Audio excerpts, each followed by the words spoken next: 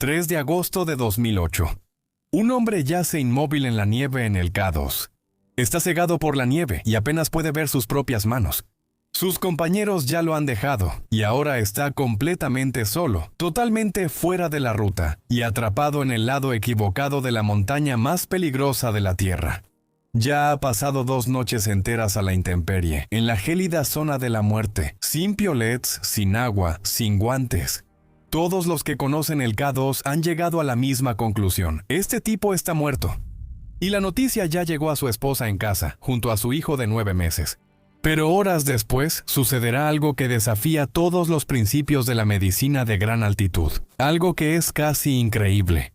Ningún doctor, ningún alpinista y ningún científico podrá explicarlo jamás. Esta es la increíble historia de Wilco van Rooyen. Bienvenido a Extreme. Si hubieras visto el campamento base del K2 en la última semana de julio de 2008, habrías visto tantas tiendas de campaña que habrías pensado que Woodstock se había mudado a Pakistán. Holandeses, coreanos, noruegos, serbios, italianos, estadounidenses. Tiendas de campaña, todas apretujadas en el mismo tramo del glaciar, al pie de la misma montaña, mirando hacia arriba y esperando lo mismo durante casi 2 meses. Toda la temporada de escalada ese año fue brutal para los escaladores. Ha habido tantas tormentas durante las últimas semanas que nadie había podido subir lo suficientemente alto en la montaña para colocar las cuerdas de seguridad críticas necesarias para llegar a la cima. Los escaladores estaban prácticamente retenidos en sus tiendas, consumiendo sus limitadas provisiones de comida, perdiendo poco a poco su condición física ganada con esfuerzo y desesperándose. Pero a finales de julio, los meteorólogos dieron la noticia que todos habían estado esperando. Finalmente, un sistema de alta presión se estaba moviendo sobre K2 y durante 2, tal vez 3 días, los vientos bajarían lo suficiente como para hacer posible un intento de llegar a la cima. El 1 de agosto en particular iba a ser el día perfecto para llegar a la cima. Y como todos habían estado atrapados durante semanas, cada una de las expediciones en ese glaciar iba a intentar llegar a la cima exactamente al mismo tiempo. Eso significa que más de 30 alpinistas planeaban abrirse paso por la montaña más peligrosa del planeta exactamente el mismo día. Quiero decir, no necesitas ser un genio para ver cómo esto podría resultar en algo desagradable. Y así fue. Uno de los alpinistas que se preparaba para el ascenso era un montañista holandés de 40 años llamado Wilco van Rooyen. Wilco era el alpinista holandés que lideraba el equipo holandés de K2 y estaba ahí para terminar un asunto pendiente. Porque K2 y Wilco van Rooyen llevaban enfrentándose durante 13 años y K2 siempre había ganado. En 1995, cuando Wilco estaba escalando entre los campamentos 1 y 2 en esta montaña, de la nada una roca salió disparada y lo golpeó en la cara y el hombro. Le destrozó el pómulo y le rompió el brazo tan gravemente que el hueso le atravesó la piel. Perdió 1,5 litros de sangre en la montaña y tuvo que esperar 5 días en el campamento base para que llegara un helicóptero de rescate. Luego, unos 11 años después, en 2006, regresó. Se paró en las mismas laderas y subiendo de nuevo, una roca se soltó encima de él y lo mandó directo al hospital por segunda vez. Ahora, la mayoría de las personas tomarían eso como una señal. Wilco básicamente dijo, ¿sabes qué? Tal vez la tercera sea la vencida. Así que, en 2008 dejó a su esposa Helene y a su hijo de 9 meses en Holanda y regresó al K2 para cerrar este oscuro capítulo de su vida. Viajaba con él su amigo más cercano y compañero de escalada, Kees van de Gebel. Kees fue el hombre que ayudó a Wilco a bajar vivo de esta montaña en 1995. Y 20 años de escalar juntos habían construido algo entre ellos que iba más allá de la amistad. En la montaña se cuidaban mutuamente. Si uno no podía continuar, el otro tomaba la delantera. Y luego estaba Gerard MacDonald, un ingeniero irlandés de 37 años que también buscaba saldar una cuenta pendiente en el K2. El K2 ya había enviado a Ger al hospital debido a una caída de rocas en la misma expedición de 2006 con Wilco. Ambos habían regresado por la misma montaña con el mismo sueño de llegar a la cima, sin importar qué.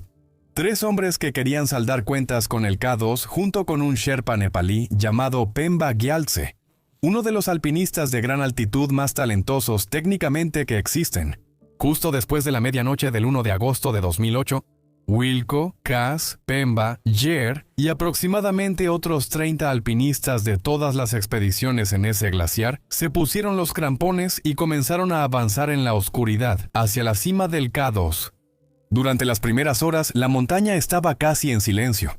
Solo se escuchaba el sonido de los crampones mordiendo el hielo, el ritmo de la respiración agitada y el crujido ocasional de una cuerda.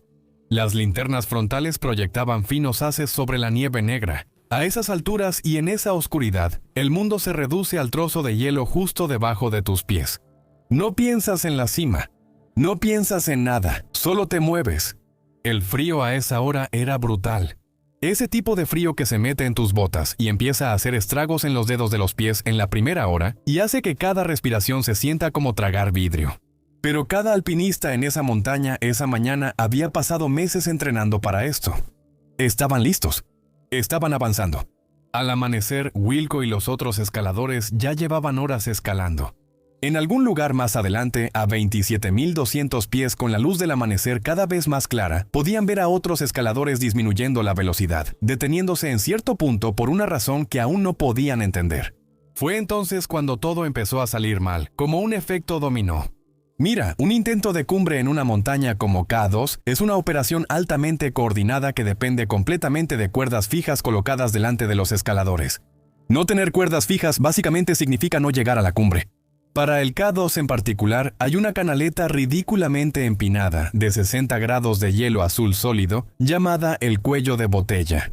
Es tan empinada y resbalosa que tienes que depender completamente de las dos puntas frontales de tus crampones y de una cuerda fija de seguridad solo para subir tu propio peso. Y colgando directamente sobre esa sección está este enorme cerac de hielo, como un candelabro hecho de enormes piezas de hielo del tamaño de edificios.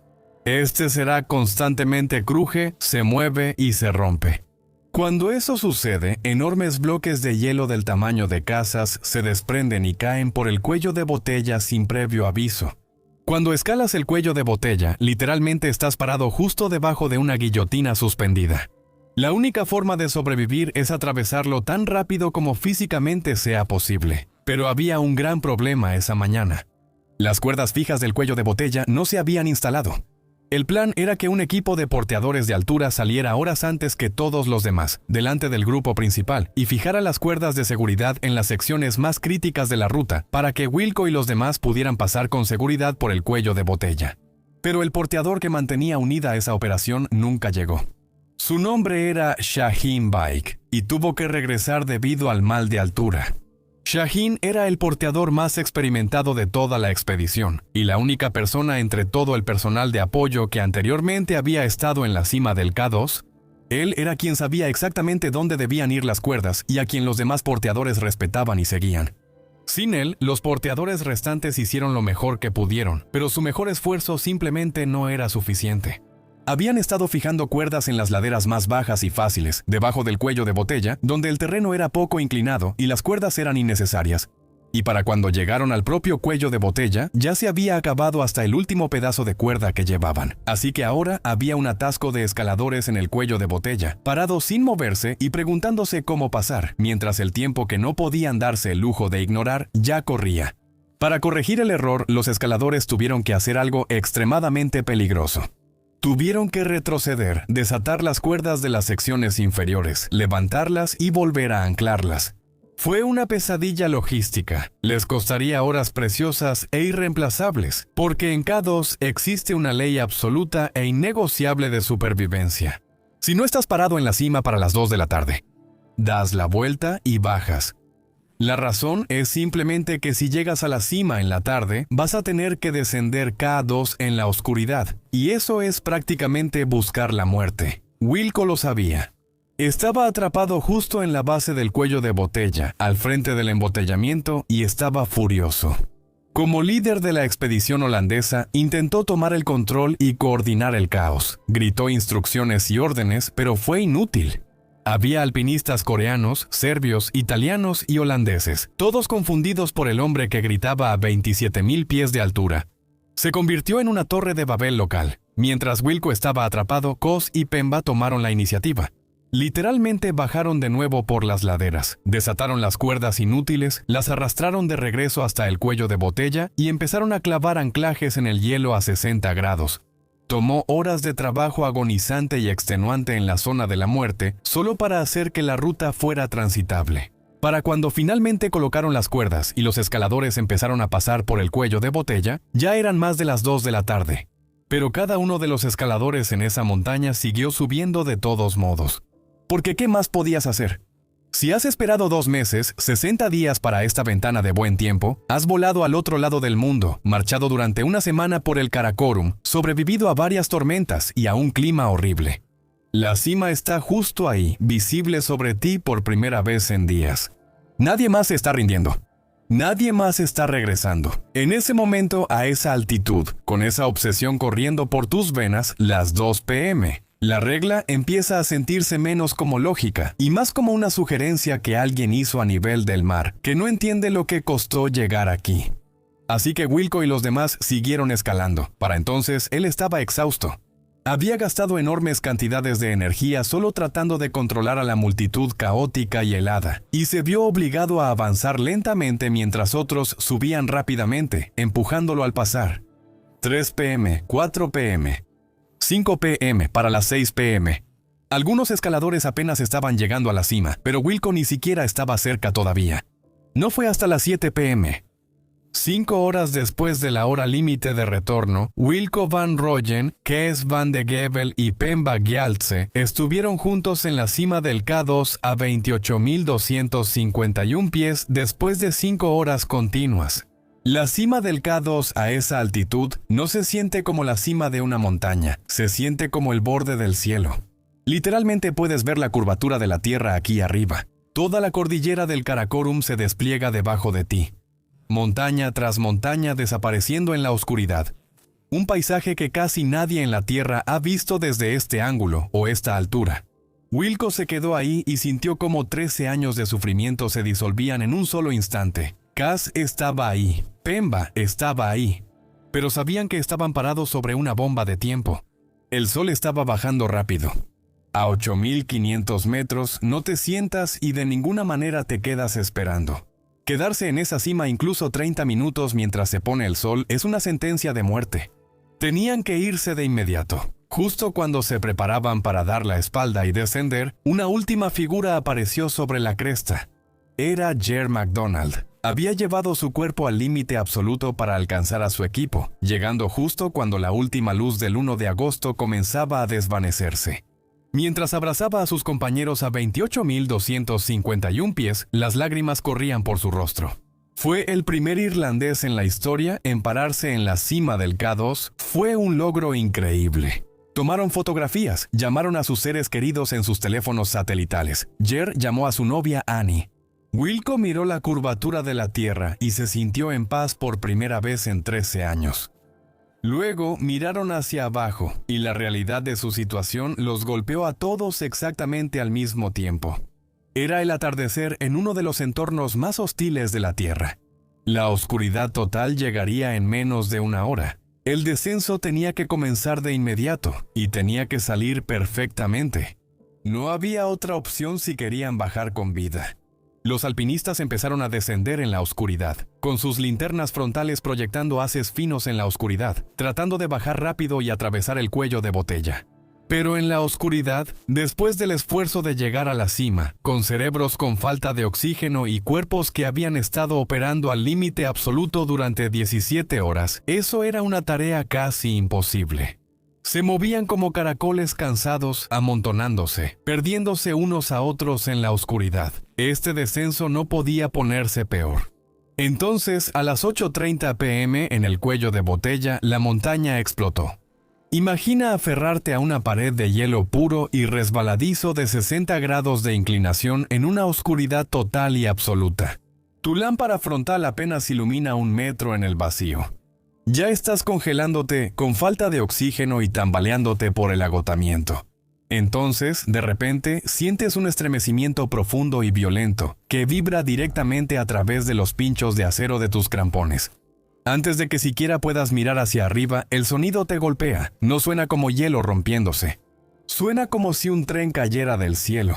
Resultó que el enorme glaciar colgante justo encima del cuello de botella finalmente se había fracturado y un pedazo de hielo antiguo, del tamaño de un edificio de departamentos, se desprendió de él. Cayó directamente en el estrecho canal del cuello de botella, justo en el camino de los escaladores cansados. Ni siquiera pudieron verlo venir en la oscuridad. Solo sintieron la ráfaga de aire helado y la fuerza de los bloques de hielo del tamaño de autos cayendo. Fue un caos total y aterrador en la oscuridad. Luego, silencio. Cuando el estruendo finalmente terminó, Wilco y los demás sobrevivientes comenzaron frenéticamente a comprobar cómo estaban los demás. Gritaron nombres en la oscuridad, pero las respuestas que recibieron no fueron suficientes. La primera víctima confirmada del Serac fue un alpinista noruego llamado Rolf Bae. De hecho, él había dado la vuelta a solo 90 metros de la cima y estaba esperando en la pendiente a que su esposa, Cecily, descendiera cuando el hielo lo golpeó. Un momento estaba ahí y al siguiente ya no, pero el Serac no solo había matado a Rolf Bae. Había hecho algo a los alpinistas en el cuello de botella que, cuando el haz de sus linternas frontales lo iluminó, su sangre se heló. Las cuerdas fijas que Cos y Pemba habían pasado horas instalando esa mañana habían desaparecido. El hielo que caía había actuado como un cuchillo gigante y afilado, cortando completamente las cuerdas y llevándose la única ruta segura para bajar la montaña. De repente, Wilco Van Rooyen y más de una docena de escaladores exhaustos quedaron prácticamente varados a 27.000 pies en el tramo de hielo más peligroso del planeta, sin absolutamente ninguna forma de bajar. Cundió el pánico. Sé que probablemente estás pensando, bueno, obviamente entraron en pánico, ¿qué más podría pasar? Pero entrar en pánico a 27.000 pies tiene consecuencias diferentes a perder la calma a nivel del mar. Algunos alpinistas, desesperados por salir de la zona de la muerte, decidieron intentar bajar por el hielo azul de 60 grados del cuello de botella esa noche, completamente sin cuerda. Desafortunadamente, sus crampones resbalaron en el hielo resbaladizo y los hicieron caer miles de pies al abismo. Desaparecieron en la oscuridad. Wilco buscó frenéticamente a su propio equipo en la oscuridad. Buscó a su amigo más cercano, Kees van de Gebel, y a su sherpa excepcional, Pemba Gyaltse. No se habían caído, simplemente habían sido más rápidos. Después de hacer cumbre, Cos y Pemba habían descendido rápidamente. Habían logrado descender rapelando por las cuerdas fijas a través del cuello de botella, solo minutos antes de que el enorme serac de hielo colapsara. Él no lo sabía, pero en ese momento ellos estaban bajando por las laderas inferiores hacia la seguridad del campamento 4, completamente inconscientes de que la montaña acababa de explotar detrás de ellos. Eso significaba que Wilco ahora estaba separado de sus compañeros de equipo más fuertes. Él miró hacia el vacío completamente negro del cuello de botella e hizo un cálculo brutal y aterrador. Si intentaba bajar por ese hielo en ese momento, moriría. Su única opción era hacer lo que nunca, jamás, se supone que debes hacer en la zona de la muerte. Tenía que dejar de moverse. Wilco, junto con su compañero Ger y un alpinista italiano llamado Marco Confortola, tallaron pequeñas y poco profundas repisas en el hielo a unos 27.200 pies por encima del cuello de botella. Se sentaron, se abrazaron las rodillas al pecho y se prepararon para pasar la noche completamente expuestos a los elementos. Durante horas en la oscuridad total, Wilco tuvo que luchar activamente contra su propio cuerpo moribundo. Se dio bofetadas en la cara y movió los dedos de los pies congelados dentro de sus botas. Obligó a sus pulmones a inhalar el aire dolorosamente frío y enrarecido, mientras el viento intentaba congelar el líquido en su pecho. Hizo todo esto porque sabía que dormir en la zona de la muerte significaba simplemente no volver a despertar. Contra todo pronóstico, Wilco sobrevivió la noche. Pero cuando finalmente salió el sol la mañana del 2 de agosto, y Wilco miró hacia arriba, por un breve segundo deseó no haberlo logrado. Porque todo a su alrededor parecía sacado directamente de una película de terror. Había alpinistas esparcidos por todas partes, algunos estaban congelados en el lugar donde se sentaron. Otros estaban enfermos de mal de altura, apenas vivos, completamente incapaces de moverse. El cuello de botella estaba lleno de pedazos de hielo del tamaño de autos. Wilco podía ver que la ruta de regreso al campamento 4 era casi irreconocible, y luego tuvo un problema para ver cómo ponerse a salvo. Lo digo literalmente. Los ojos de Wilco no estaban bien. Su visión empezó a volverse borrosa. Aún podía distinguir detalles, pero las líneas eran onduladas, como si mirara a través de una ventana empañada. Inmediatamente supo lo que estaba pasando. A 27.000 pies de altura, la atmósfera es tan tenue que filtra casi nada de radiación ultravioleta. Sin gafas para la nieve, los intensos rayos del sol se reflejan en el hielo y pueden literalmente quemarte las córneas. Es una condición llamada ceguera de la nieve. Los alpinistas lo describen como si alguien te hubiera echado vidrio molido debajo de los párpados. Wilco perdió sus gafas de sol durante la caótica noche anterior y de inmediato supo lo que le estaba pasando. Tenía que bajar ahora mismo, de alguna manera, mientras aún pudiera distinguir suficientes formas para moverse. Miró a Jer y a Marco. Ambos hombres tenían congelación y apenas respondían. No estaban ni cerca de estar listos para moverse.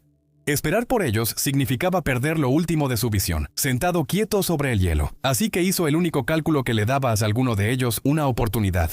Se puso de pie, les dijo que se iba y comenzó a bajar solo. No tenía un plan en el sentido tradicional, solo sabía que tenía que moverse ahora.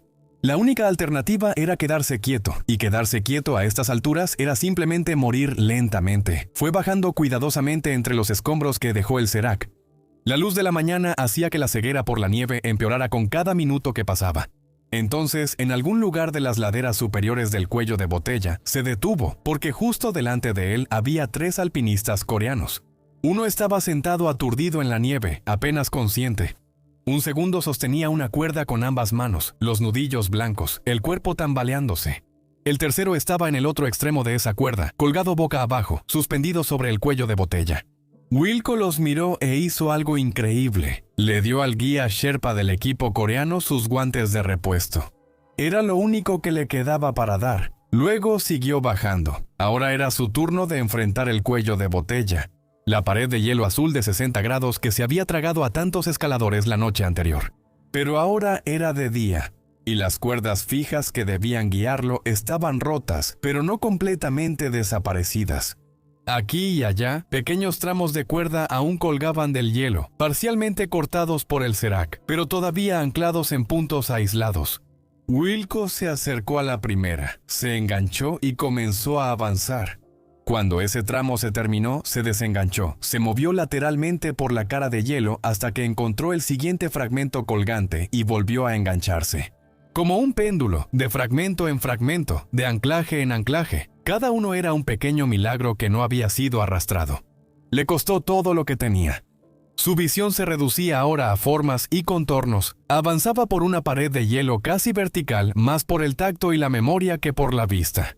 Sus crampones se clavaban en la superficie. Sus manos seguían la cuerda frente a él porque ya no podía confiar plenamente en sus ojos. Pero lo logró.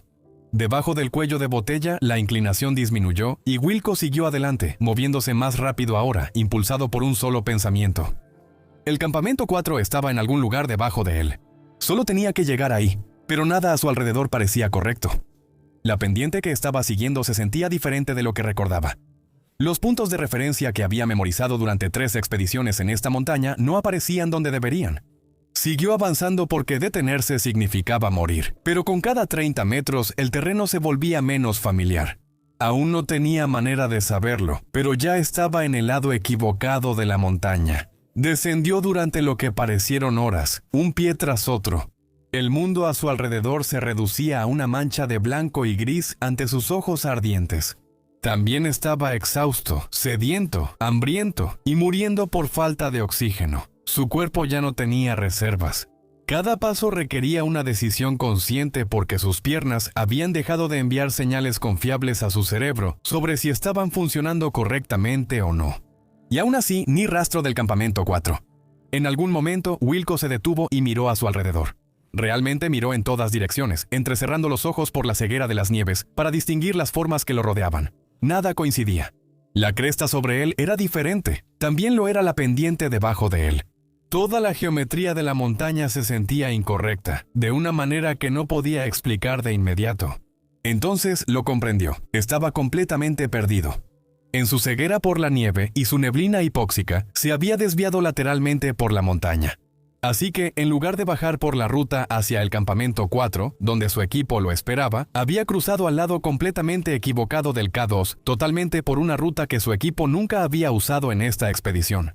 Básicamente, estaba en el último lugar donde un equipo de rescate pensaría buscar. La cosa es que Cada mes hago un video solo para Patreon. Las advertencias estaban ahí. No lo verás en ningún otro lugar. Si eso es lo tuyo, los enlaces están en la descripción. La mayoría de las personas en esa situación simplemente se habrían sentado. Para ser completamente honesto, no estoy seguro de lo que yo mismo habría hecho.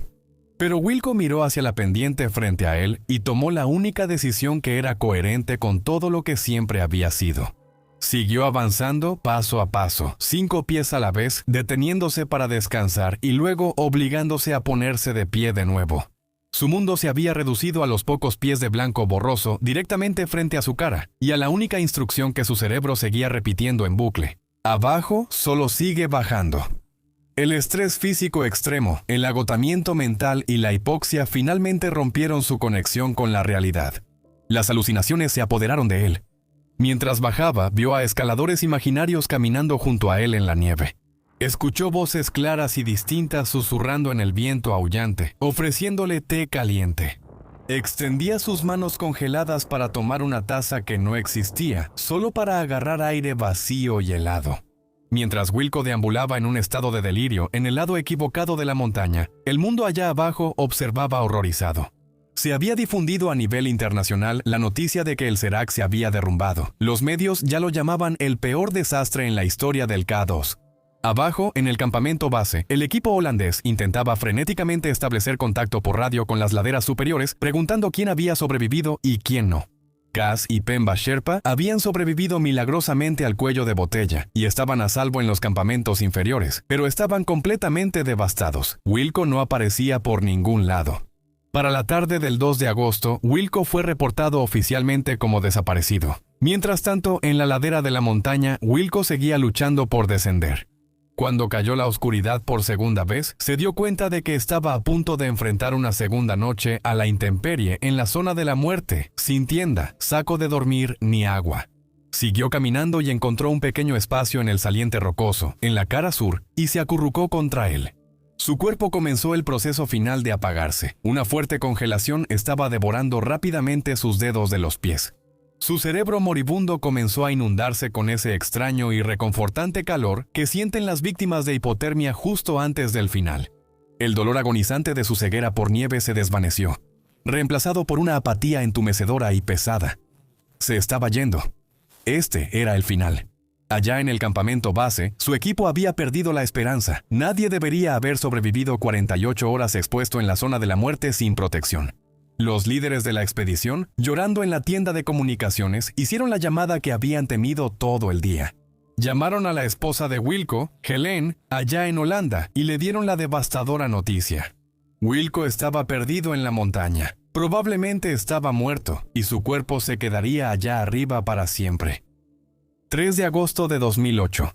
El sol salió sobre el cuerpo de Wilco. No debería haber abierto los ojos. Por cualquier parámetro biológico, su corazón debería haberse detenido hace horas. Pero el cuerpo humano, cuando se lleva más allá del límite de la probabilidad médica, a veces simplemente se niega a rendirse. Wilco despertó. Ahora estaba casi ciego, con los ojos hinchados y cerrados, cubiertos de hielo. Tenía la garganta tan reseca que sentía como si estuviera llena de arena. De la nada, en su estado maltrecho, tuvo una idea brillante. Su teléfono satelital seguía en su bolsillo. Lo sacó con unos dedos que ya casi no le respondían. Los números y símbolos en la pantalla no tenían sentido porque estaba demasiado cegado por la nieve para leer su propio teléfono, pero no necesitaba leerlo. Sus gruesos dedos, entumecidos y congelados por la escarcha, torpemente buscaban las teclas del teléfono. Sabía la secuencia de botones para marcar con la marcación rápida. Presionó el botón y se llevó el teléfono al oído. A miles de kilómetros de distancia, en los Países Bajos, sonó el teléfono de Helene Van Rooyen. A ella le acababan de decir que probablemente su esposo estaba muerto. Y entonces escuchó su voz quebrada, hueca, casi irreconocible, pero sabía que era Wilco. A través de un velo de estática y el aullido del viento del Karakorum, le dijo que estaba vivo y que no sabía dónde estaba. Luego la llamada se cortó, pero fue suficiente. Helene contactó de inmediato al equipo del campamento base holandés. La oleada de esperanza que recorrió ese campamento fue electrizante. Wilco estaba vivo. ¿Pero dónde estaba él? K2 es una montaña enorme, enorme. El equipo técnico holandés en el campamento base entró en acción. Contactaron al proveedor satelital.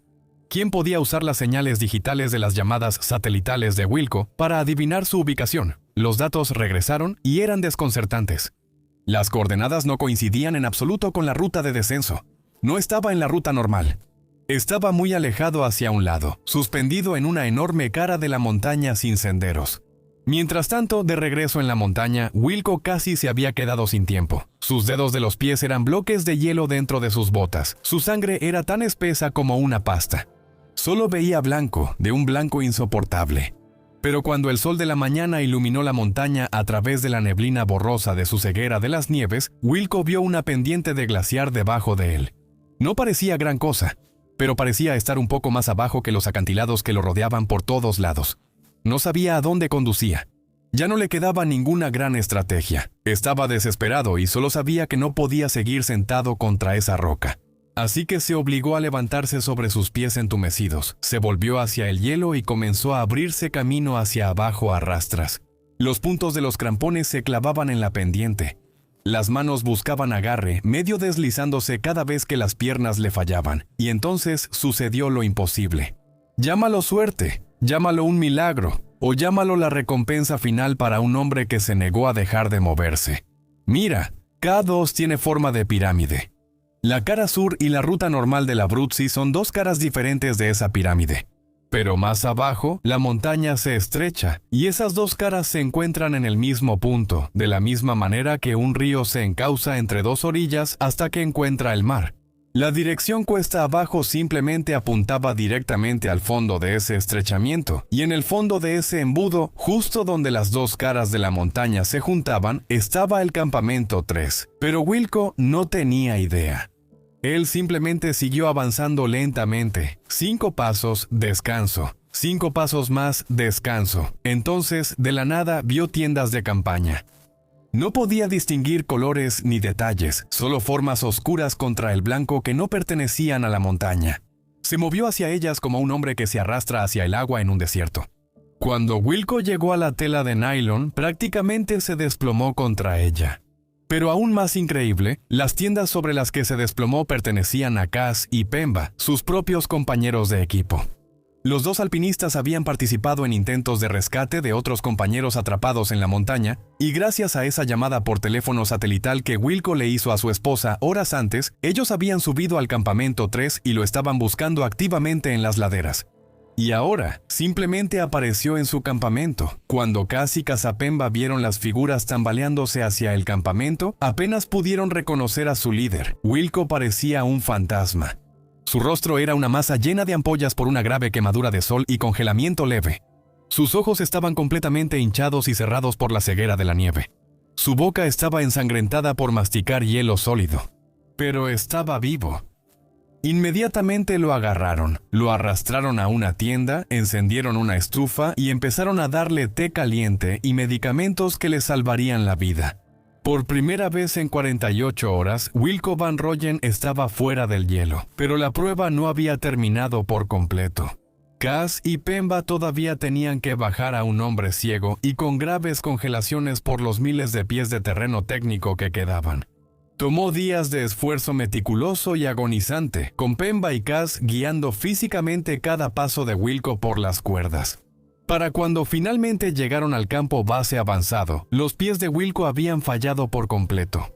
No pudo dar un paso más. Tuvo que ser evacuado en helicóptero militar pakistaní.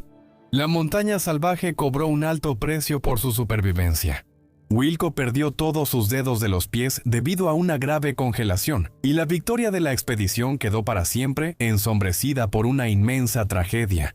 11 alpinistas perdieron la vida en esas 48 horas de pesadilla. Fue el incidente más mortal en la historia del K2. Entre los caídos estaba el compañero y amigo de Wilco, Gerard MacDonald, quien murió como un héroe después de negarse a descender, quedándose en el cuello de botella para intentar liberar a los alpinistas coreanos enredados. Wilco Van Rooyen había ido al K2 para saldar una cuenta pendiente de 13 años y apenas sobrevivió. Pero este padre Sherpa y su hijo intentaron escalar el K2 con una exigencia imposible. En su ascenso vieron una brecha de 24 metros que todos los demás escaladores evitaron porque cruzarla significaba la muerte. De todos modos, ellos saltaron la brecha. Aquí está la razón y lo que sucedió después.